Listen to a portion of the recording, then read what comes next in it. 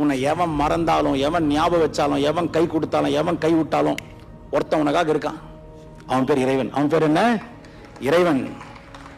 ஜென்மம் பல கோடி, ஜென்மம் பல கோடி தோன்றி மறைந்தாலும், ஜென்மம் பல கோடி தோன்றி மறைந்தாலும், உண்மை புரியாமல் பாவம் புரிந்தாலும், பாவம் உனக்கு தெரியல எது உண்மை தப்பு இல்லை, எனக்காக நம்பு. ஒரு விஷயம் நம்பு, இறைவனை நம்புறியோ இல்லையோ, when you say you have the faith on God, which means you should believe the power of God.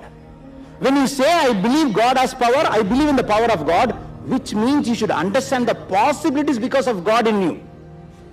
Sir நான் கடவுளை புரிஞ்சுக்கிட்டேன் சார், அப்ப கடவுளோட சக்தியை புரிஞ்சுக்கன்னு சார், அவர் சக்தியை புரிஞ்சுக்கணும் சார், அப்ப பாசிபிலிட்டிஸ் ஆஃப் சேஞ்ச உணர்க்கன்னு கெஞ்சறேன், ஏன் புரிஞ்சுக்க மாட்டற?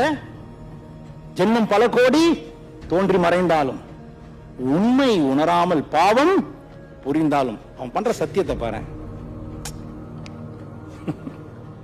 உன் மீது இறைவன் கொண்ட அன்பும் அருளும் என்றும் மாறாது.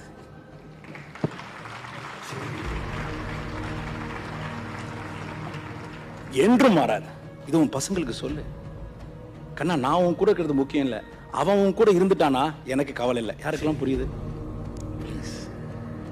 அது வரைக்கும் நீங்களும் இறைவனுக்கு குழந்தைதான். ஜென்மம் பல கோடி தோன்றி மறைந்தாலும், உண்மை உணராமல் பாவம் புரிந்தாலும், உன் மீது ஈசன் கொண்ட அன்பு மருளும் என்றும் மாறாது. இதை இன்றே உணர்ந்திடு, இன்றே உணர்ந்திடு, அகத்தே விழித்திடு.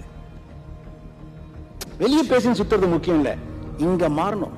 The external world is nothing but exact reflection of inner world. அகத்தே விழித்திடு. சரி, இப்ப என்ன சார் ஆகும்? அச்சம் தவிர்த்திடு, வாழ்வில் செலுத்திடு. அவ்வளவுதான்.